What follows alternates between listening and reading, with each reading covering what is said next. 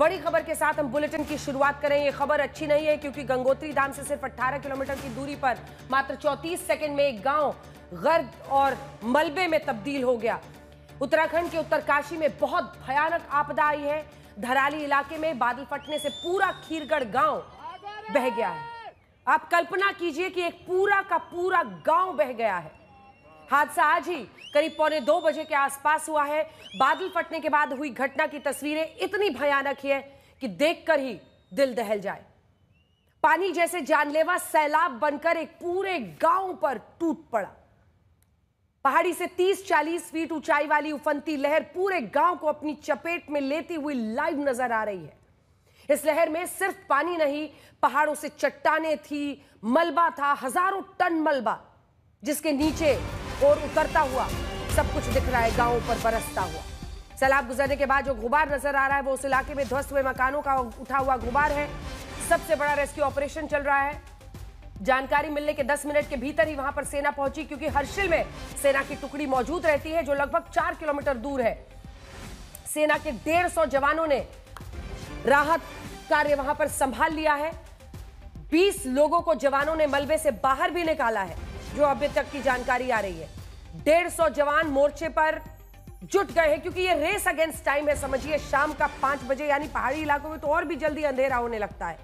और कोशिश ये होगी कि आसपास की जगहों पर जहां पर भी कोई अगर फंसा हुआ है तो उसको किसी तरह से सुरक्षित निकाला जा सके, क्योंकि रात निकालना लोगों के लिए मुश्किल हो जाएगा अगर कहीं पर कोई फंसा हुआ है। तो आइए आपको दिखाते हैं उस इलाके में ध्वस्त हुए मकानों से उठे गुबार की तस्वीरें। उत्तरकाशी के जिस धराली में आपदा आई है, देहरादून से 218 किलोमीटर की दूरी पर है। बादल फटने के बाद धराली बाजार का भी पूरा इलाका तबाह होता हुआ नजर आ रहा है। हादसे के बाद सेना, एनडीआरएफ, एसडीआरएफ, आईटीबीपी सब राहत के काम में जुट गए हैं। अभी तक 4 लोगों की मौत और 50 लोगों के लापता होने की खबर है।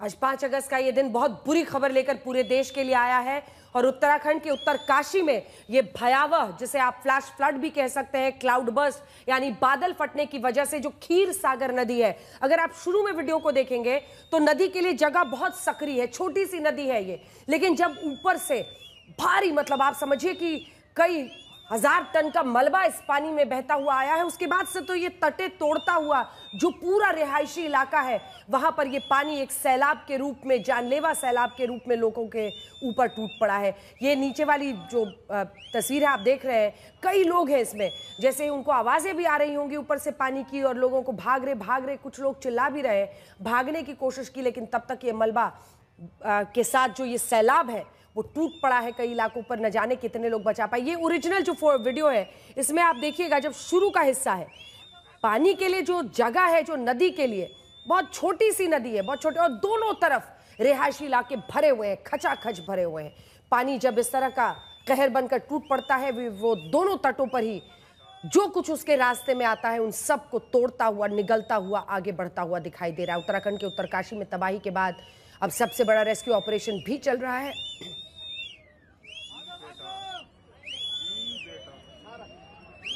कुछ ही देर पहले प्रधानमंत्री नरेंद्र मोदी ने इस पर एक पोस्ट भी लिखा, न सिर्फ जो लोग इसमें पीड़ित हैं उनके साथ संवेदना जाहिर की, बल्कि इसी के साथ ये भी कहा कि उनकी मुख्यमंत्री से वहां पर बातचीत हुई है और मुख्यमंत्री को उन्होंने के साथ वो संपर्क में है ताकि राहत कार्य किया जा सके।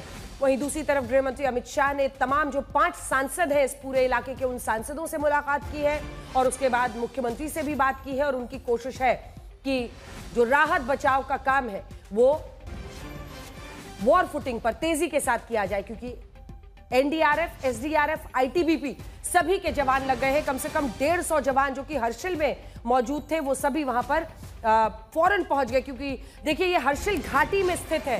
ये जो धराली गांव है ये हर्षिल घाटी में स्थित है। एक तरफ अगर इसके उत्तरकाशी है और दूसरी तरफ जो पूरा इलाका आप देख रहे हैं हर्षिल घाटी का। हर्षिल भी लगभग 4 से 5 किलोमीटर दूर है।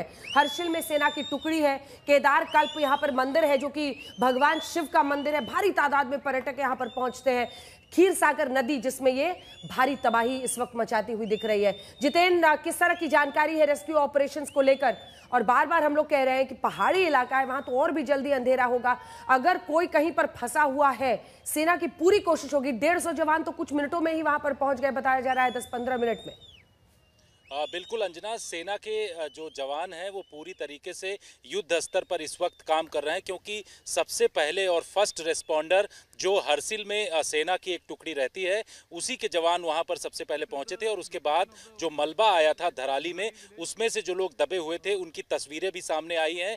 आज तक ने सबसे पहले वो तस्वीरें दिखाई, उसमें हमने देखा कि किस तरीके से जो आर्मी के जवान हैं लगातार रेस्क्यू ऑपरेशन कर रहे हैं। वहीं दूसरी तरफ जो हर्षिल में आईटीबीपी की भी एक टुकड़ी मौजूद थी उसको भी भेजा गया और उसकी तरफ से भी लगातार रेस्क्यू ऑपरेशन इस वक्त किया जा रहा है। सबसे बड़ी बात यह है कि पहाड़ी इलाकों में अंधेरा जो है वो जल्दी हो जाता है, इस वजह से रेस्क्यू और रिलीफ ऑपरेशन में कुछ दिक्कत आ सकती, लेकिन जो एनडीआरएफ है उसके पास बहुत सारे ऐसे साजो सामान है जिसके जरिए वो लोग रात में भी बड़ा ऑपरेशन रेस्क्यू का कर सकते हैं। उनके पास फ्लड लाइट्स होती हैं जिसके जरिए वो उन तमाम इलाके में अगर मौसम ठीक रहेगा तो बड़े स्तर पर रेस्क्यू ऑपरेशन किया जाएगा।